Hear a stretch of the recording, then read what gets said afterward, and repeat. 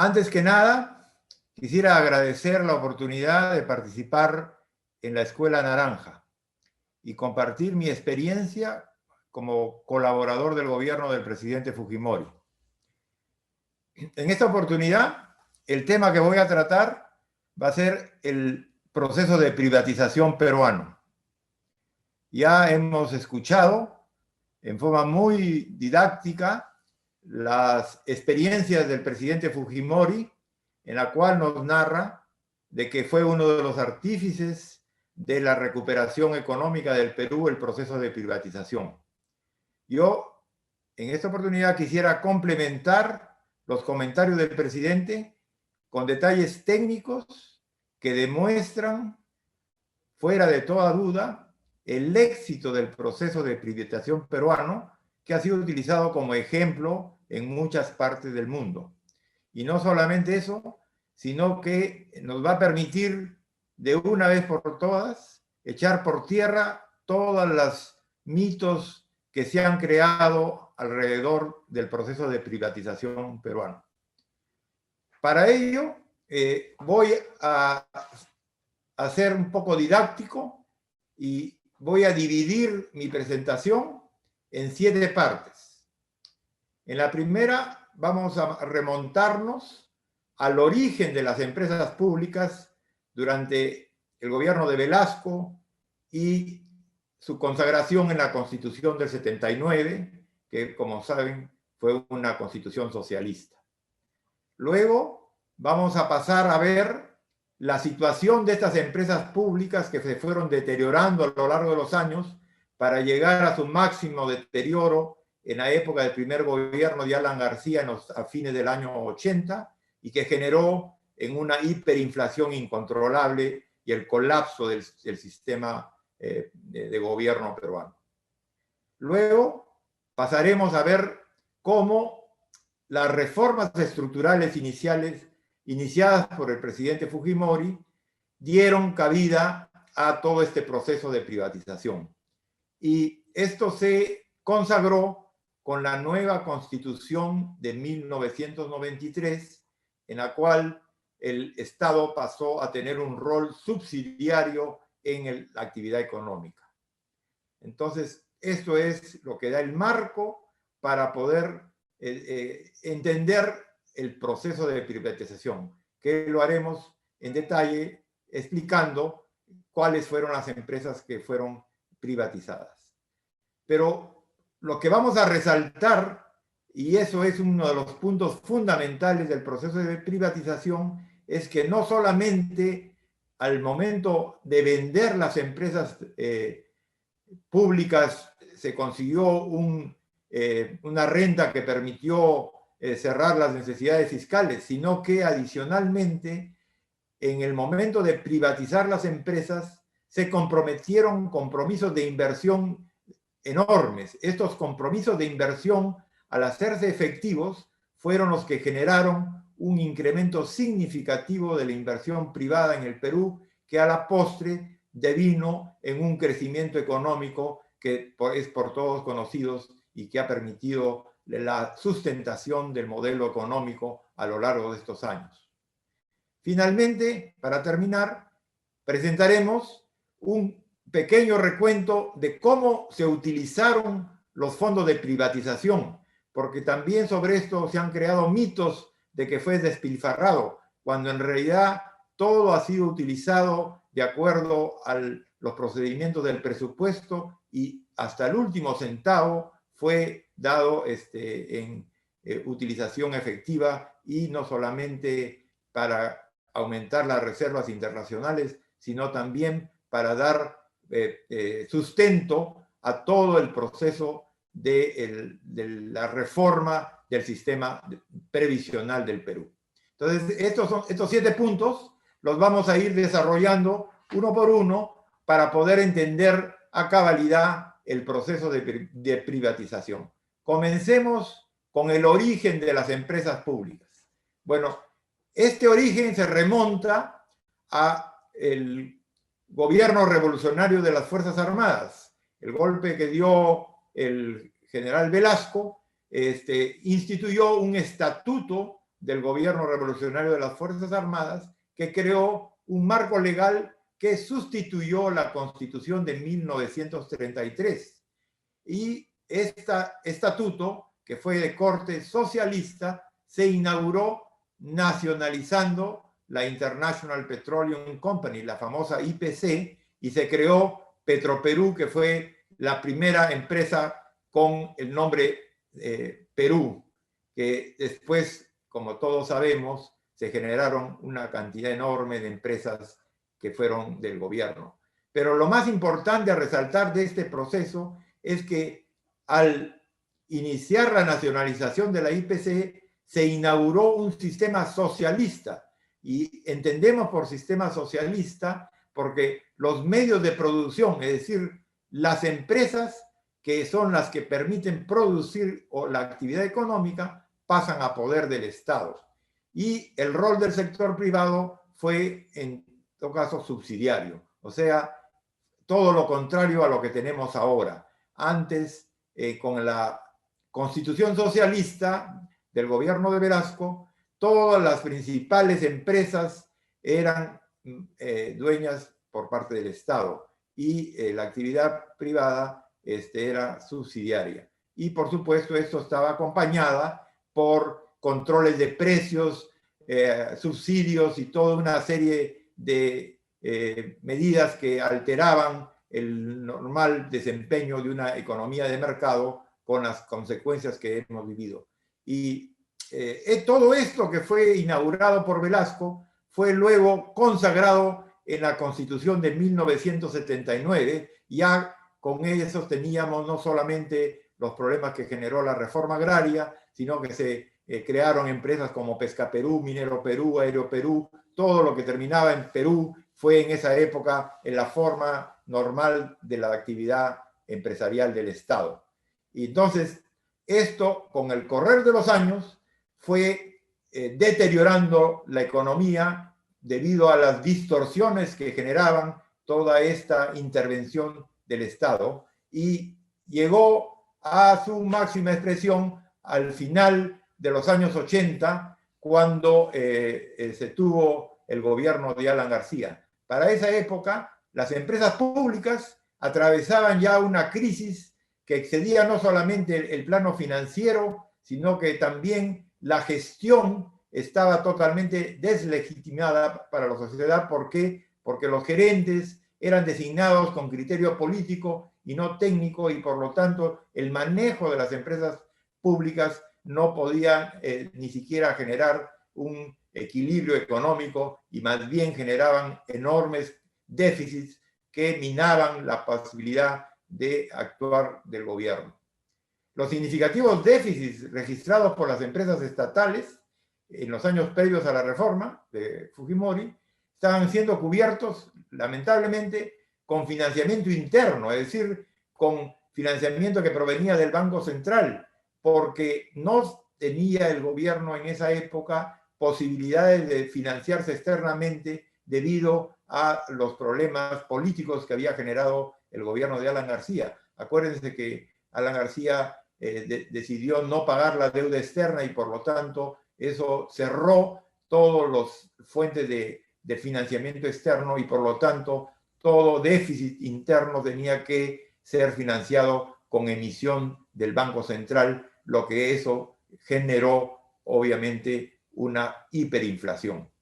Luego, el problema de los déficits de estas empresas públicas estaban originados en que las empresas públicas no eran manejadas en forma técnica, sino que más bien eran utilizados como instrumentos para canalizar subsidios durante las épocas del 70 y los 80. Y estos subsidios, obviamente, muchas veces dieron origen a muchos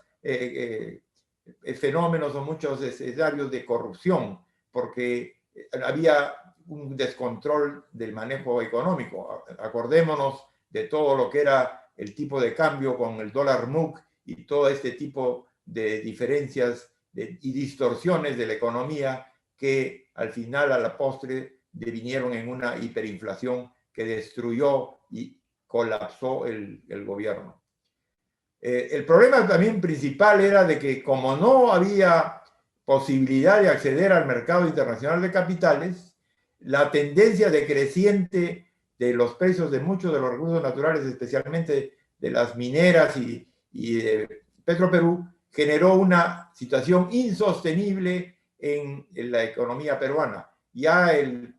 presidente Fujimori lo ha remarcado en su alocución, de que había un déficit solamente generado por las empresas públicas de más de 2.500 millones de dólares de esa época. Estamos hablando de aproximadamente un 5% del PBI de déficit que hacía inmanejable la situación económica en esos momentos. Como consecuencia de eso,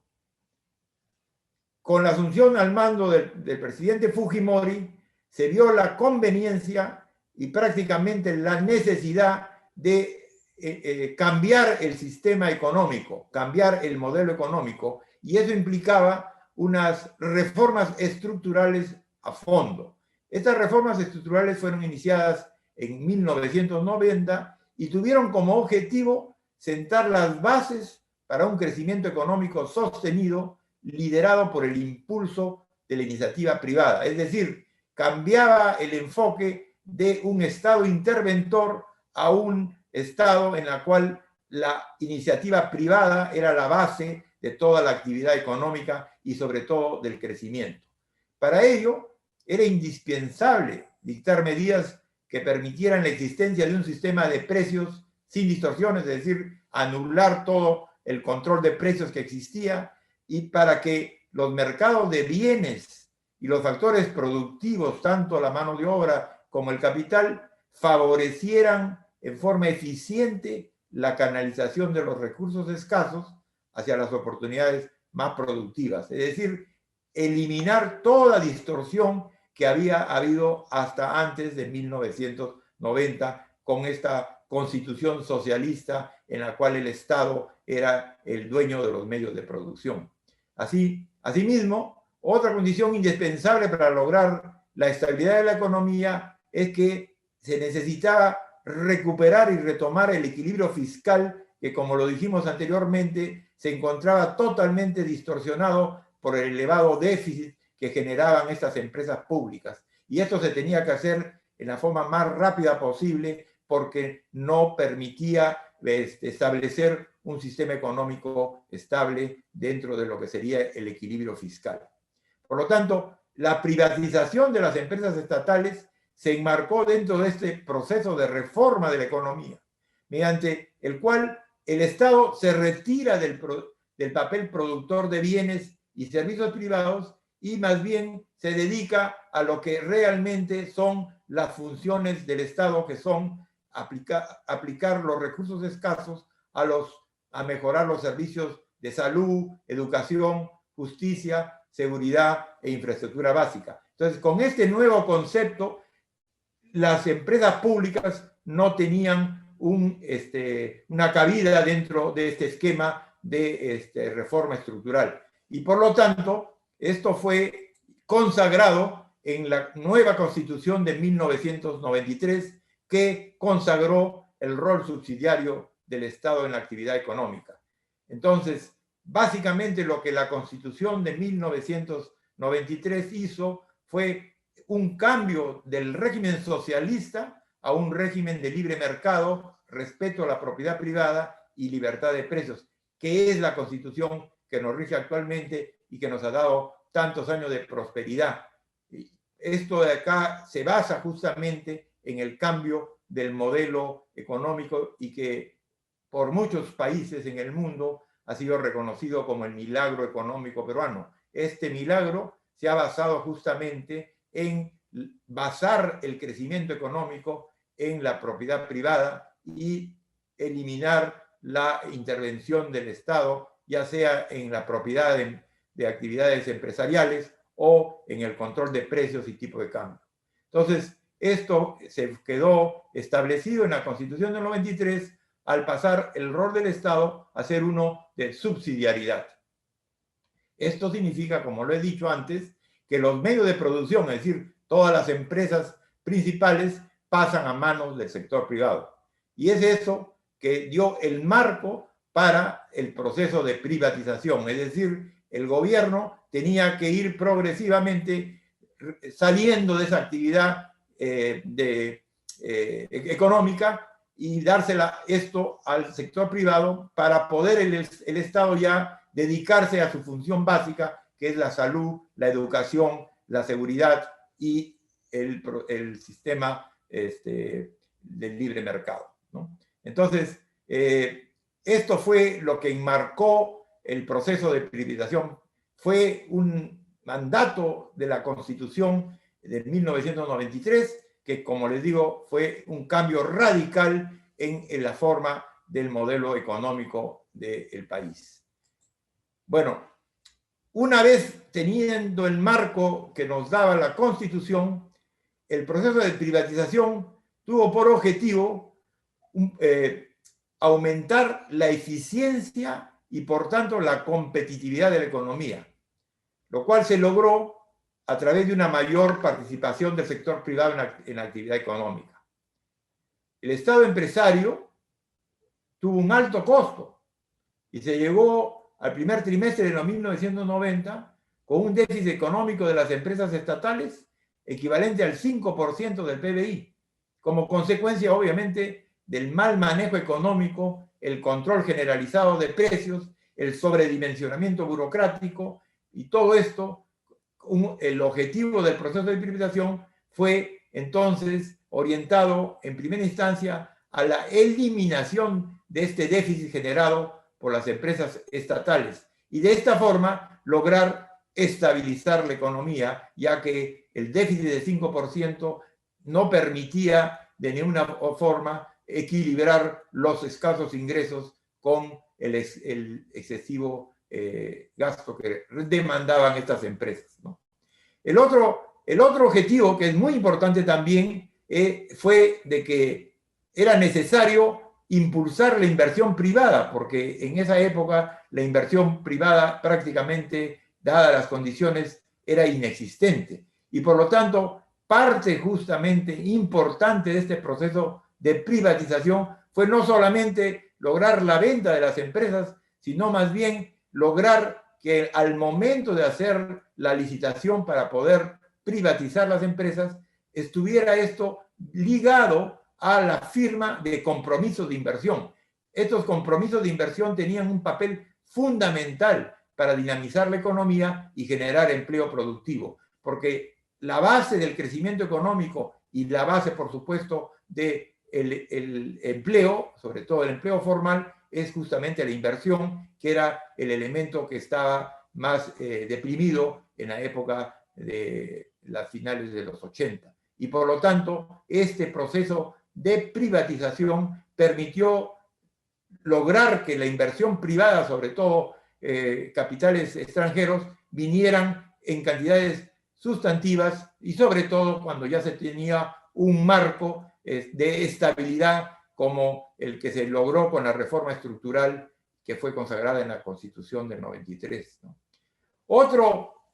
objetivo también fue generar recursos fiscales para poder cerrar la brecha existente en las cuentas fiscales, pero sobre todo pensando que en el mediano plazo estas empresas privatizadas iban a generar ganancias y a su vez iban a generar pago de impuesto a la renta, y por lo tanto este impuesto adicional generado por el impuesto a la renta de estas empresas privadas iba a permitir sanear las finanzas públicas, que como ustedes saben se logró a lo largo de los años y nos ha permitido reducir no solamente los niveles de la deuda externa, sino lograr el ansiado grado de inversión con las clarificadoras internacionales, que permitió ya el despegue definitivo del crecimiento económico del Perú, y que todo esto ha sido reconocido a nivel mundial como el milagro económico peruano, ¿no? Finalmente, dado de que las empresas públicas prácticamente constituían monopolios del Estado, era necesario que en el momento de proceder a la venta de estas empresas también se pensara en establecer marcos regulatorios modernos transparentes y flexibles para que el nuevo papel del Estado fuera un papel de regulador y promotor de la inversión privada. Así, por ejemplo, tenemos el caso de la creación de todo el aparato regulador de todo lo que es el sistema eléctrico, del sistema de telecomunicaciones. Todos los sistemas reguladores son los que han cumplido un papel para poder compensar cualquier tipo de actividad monopólica por parte del sector privado y de esa forma contar con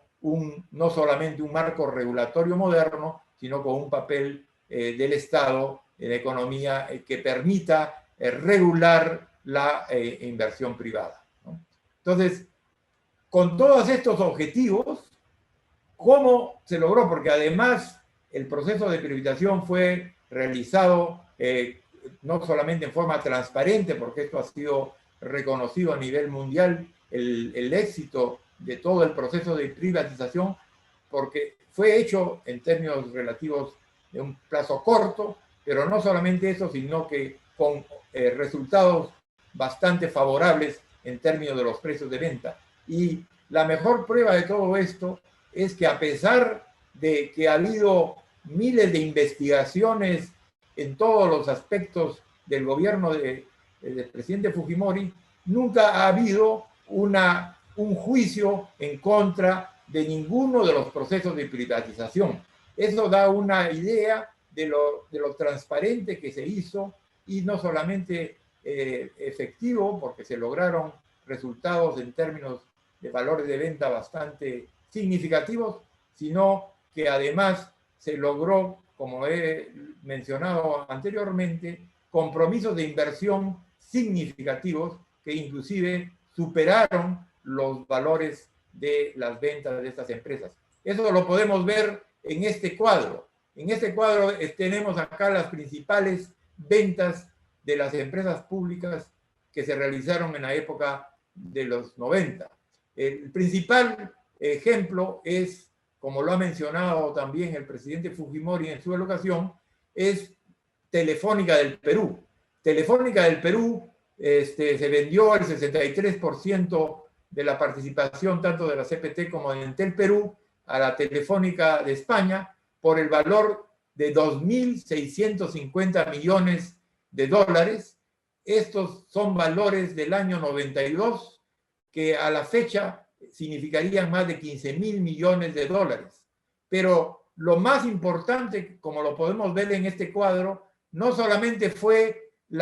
el valor de venta, que de por sí ya fue un éxito conseguir el valor de 2.650 millones de dólares en esa época, sino que se consiguieron compromisos de inversión garantizados de 2.176 millones. Es decir, no solamente se consiguió un elevado monto por la venta de Telefónica, sino que además se consiguió un compromiso casi equivalente al valor de la venta. Esto, obviamente, basta analizar las estadísticas de la época de Alberto Fujimori para darse cuenta que los niveles de inversión conseguidos como porcentaje del PBI superan largamente a los niveles de inversión que se han dado como porcentaje del PBI en años posteriores, sobre todo en la época de los gobiernos de Toledo. Eso da una idea del esfuerzo que se realizó no solamente para reducir el déficit que generaban estas empresas públicas, sino que también el esfuerzo que se hizo para conseguir compromisos de inversión que permitieran asegurar el crecimiento sostenido en los años siguientes, ¿no? Otros ejemplos han sido no solamente las unidades eléctricas de Electrolima y Electroperú, sino que además se vendieron partes de las unidades de Petroperú y como la refinería de La Pampilla, pero siempre garantizando fuertes niveles de inversión, que esto, como les vuelvo a repetir, es justamente uno de los puntos fundamentales en el proceso de privatización que logró poner en marcha niveles de inversión que han permitido el crecimiento sostenido a lo largo de estos años, ¿no? Otros de los grandes éxitos fueron la privatización de las unidades mineras, tanto Minero Perú como Centromin, en las cuales se lograron compromisos de inversión significativos, especialmente en Centromin, en la cual se logró casi 3.000 millones de dólares de compromisos de inversión. Y aquí es donde estos son los que más beneficios nos han dado en los años siguientes al gobierno del señor, de Alberto Fujimori, porque como ustedes sabrán, todas las grandes inversiones en las mineras han sido realizados justamente como producto de los compromisos de inversión fijados en el momento de la puesta en venta de estas empresas. Estos compromisos de inversión que se materializaron en, obviamente, crecimiento de los yacimientos y explotación de los yacimientos, luego en los años de Toledo y sobre todo ya de Alan García, se coincidieron con el aumento de los precios internacionales y generaron el boom minero de las cuales hemos venido usufructuando como un crecimiento económico sostenido en los años siguientes a los del presidente Fujimori. Pueden ver acá cómo las cantidades de inversión comprometidas en el proceso de inversión, tanto de Minero Perú como de Centromin, pues suman más de 4.500 millones de dólares que de esa época, que son equivalentes casi a 20.000 o 25.000 millones de dólares de la época actual. Que eso da una idea de que la cantidad de inversión que se logró conseguir como compromiso de inversión era muy significativa y eso logró conseguir un crecimiento sostenido en los años siguientes, ¿no? Lo mismo Tintaya y otras empresas como Banco Continental, Petromar, Sider Perú, Unidades de Pesca Perú, fueron más de 170 empresas que fueron privatizadas y, como podemos ver, el total del valor de venta se consiguió lograr 7.720 millones de dólares. Pero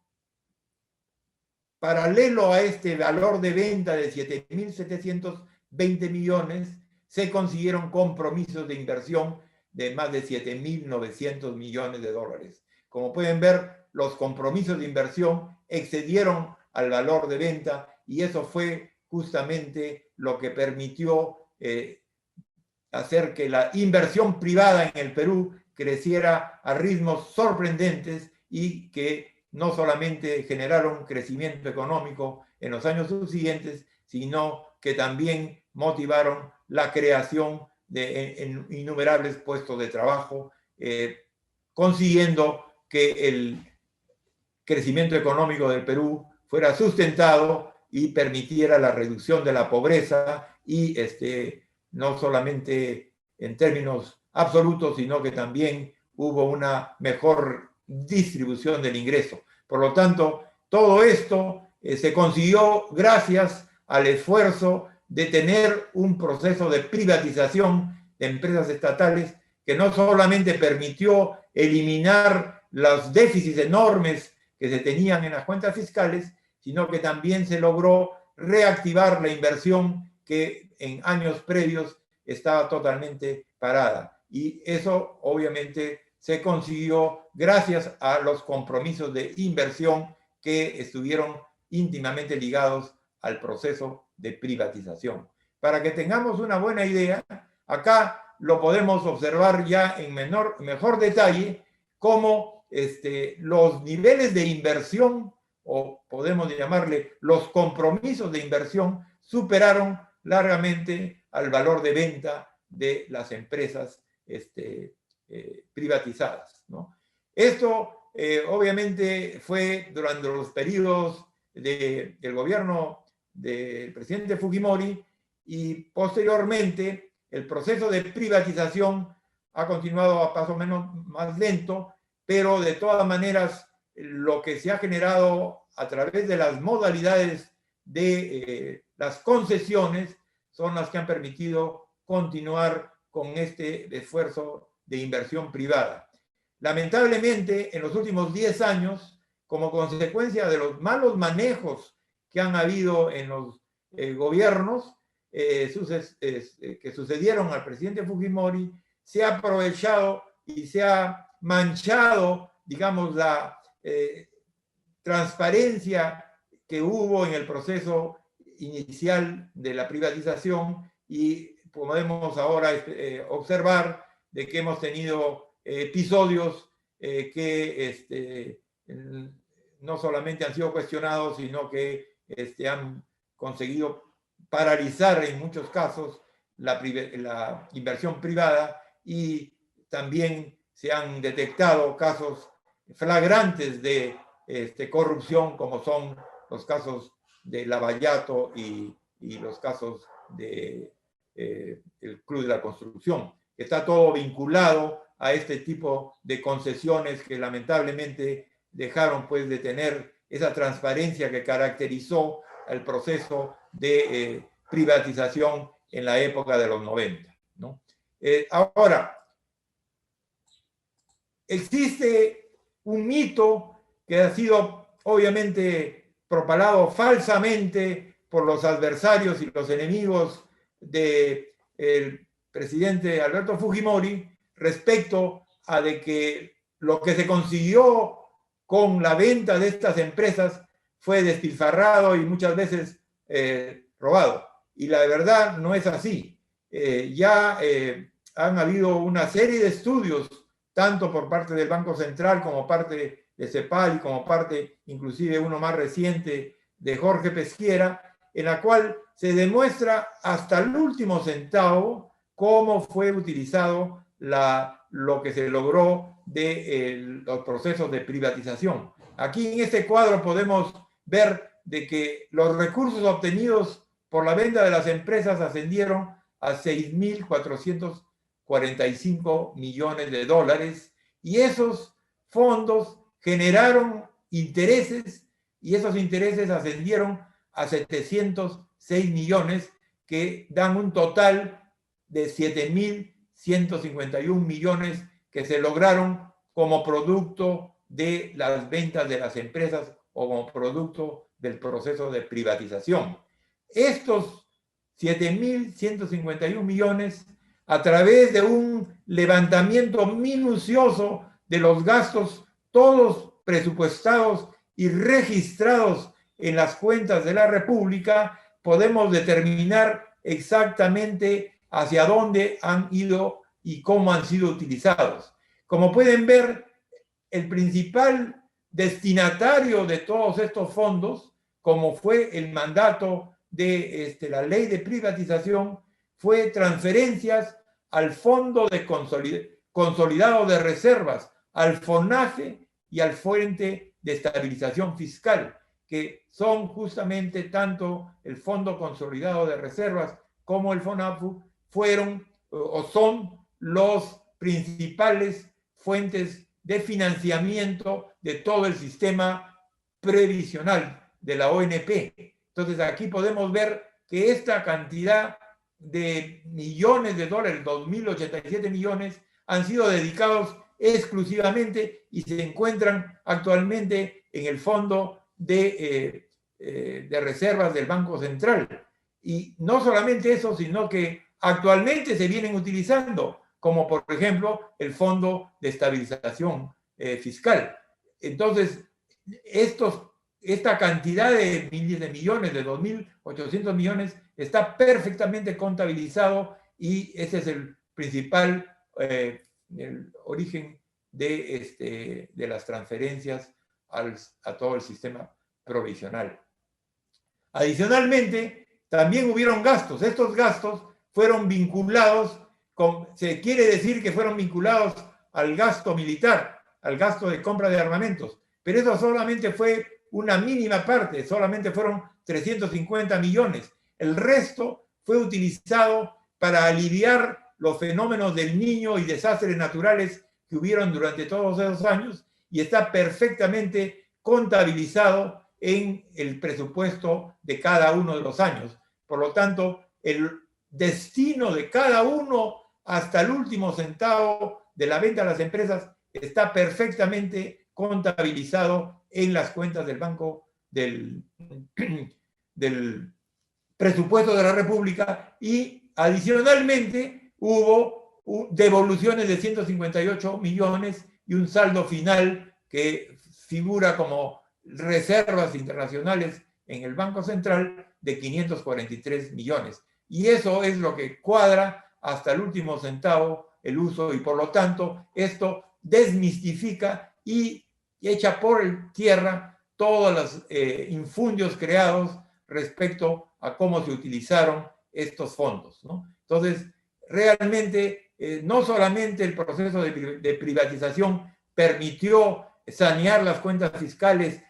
propiciar la inversión privada, sino que además se le dio un uso que justamente fue el uso social, que fue garantizar el pago de las pensiones para el sistema de la ONP. Entonces, esto es un resumen que puede ser perfectamente detallado al último centavo de todos los usos que se dieron al proceso de privatización, y que echa por tierra el mito, pues, de que ese dinero fue mal utilizado. En conclusión, podemos decir que la privatización, como parte de las reformas estructurales iniciadas con el gobierno de Alberto Fujimori, tuvo el objetivo de promover la eficiencia y la competitividad de la economía, que estaban por los suelos cuando el presidente Fujimori asumió el gobierno. Los objetivos específicos no solamente incluyeron, pues, mejorar la eficiencia y la competitividad, sino que necesitábamos garantizar el crecimiento a lo largo de los años, y para ello se logró incrementando la cantidad de compromisos de inversión que permitieron incrementar los niveles de inversión y, por supuesto, el PBI a lo largo de los años. Y esto se ha traducido en una mejora de los niveles de empleo y, sobre todo, mejorar los ingresos fiscales, que permitieron cambiar, pues, radicalmente la situación de tener crónicos déficits fiscales a comenzar a tener superávit fiscal año tras año, lo que ha permitido primero reducir los niveles de la deuda externa y pública, hasta llegar a niveles que nos han permitido lograr el grado de inversión a nivel internacional. Lamentablemente, esto en los últimos años se ha comenzado a revertir y hemos empezado de nuevo a tener déficits, y este año, con todo el problema y el mal manejo que se ha hecho con la pandemia, nosotros vamos a volver a niveles de 10% de déficit, que nos hacen recordar los años previos al ascenso del gobierno del presidente Fujimori, y por lo tanto nos pinta un escenario de que vamos a tener que volver al rescate como se hizo en los años 90. Ahora, uno de los principales argumentos para la privatización de las empresas estatales fue la pérdida acumulada de más de 5.000 millones que se tuvieron en los últimos años antes del inicio de la privatización. Esto ya le hemos dicho, que generó déficits anuales de más de 2.500 millones de dólares, y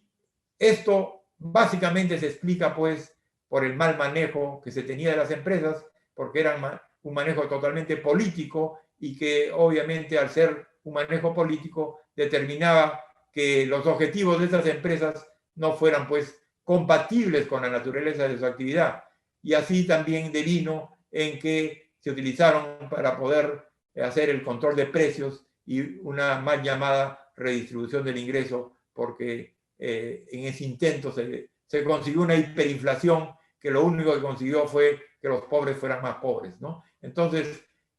no solamente fue mal manejado, sino que los resultados de las empresas públicas previas a su privatización dieron unos resultados terriblemente negativos para la economía peruana, ¿no?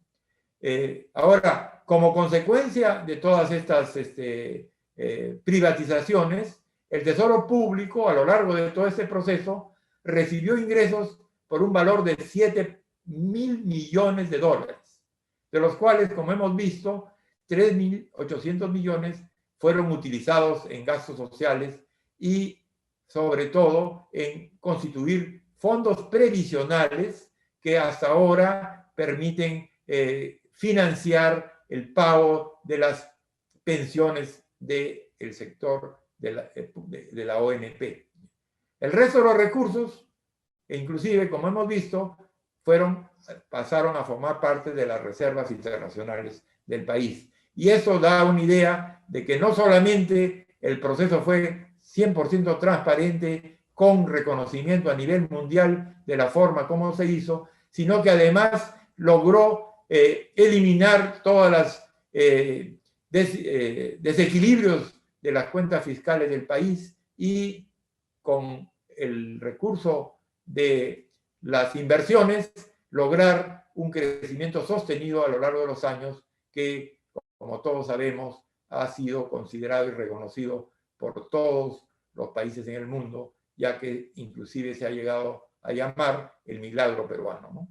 La capacidad productiva del Perú también obviamente se vio beneficiada con la privatización de las empresas. ¿Por qué? Porque, como hemos dicho, las inversiones que se generaron y que estaban asociados como compromisos de inversión crearon un ambiente favorable al proceso y que generó una situación de clima de confianza que, en forma de realimentación, se tradujo en una reducción del riesgo país y favoreció a su vez nuevos proyectos de inversión que se han mantenido en el tiempo. Lo mejor ejemplo son los proyectos mineros que a lo largo del tiempo se han ido reproduciendo y aumentando en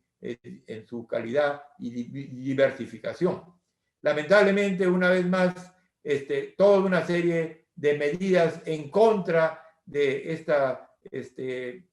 promoción de la inversión privada en los últimos años se han traducido en una reducción de los niveles de inversión que nos han generado una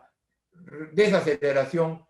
del crecimiento del PBI y luego, con el mal manejo de la pandemia, a un colapso de la economía que, como todos sabemos y hemos escuchado, se habla de que es el peor desempeño económico en el mundo y los niveles de desempleo nunca antes visto, lo cual nos abre el camino para una nueva etapa de reconstrucción nacional que tendrá que ser equiparable a lo que se hizo en los años 90. Esperemos de que el pueblo peruano pueda y entienda el esfuerzo que se hizo en los años 90 para poder lograr lo conseguido en los años de los 90 y 2000, para poder recuperar ese esfuerzo y ese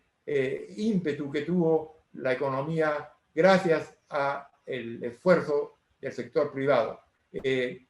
Con esto quisiera yo terminar mi presentación y solo agradecer una vez más a esta oportunidad que hemos tenido acá en la Escuela Naranja para poder desmistificar muchos de los infundios que se asocian al proceso de privatización, que, como vuelvo a repetir y con eso concluyo, ha sido un ejemplo a nivel mundial y no solamente eso, sino que ha permitido el despegue económico del Perú por más de 20 años y que lamentablemente ahora estamos sufriendo un deterioro que nos obliga a volver a replantear todo el proceso de crecimiento económico para los próximos años. Muchas gracias a todos ustedes. Hasta luego.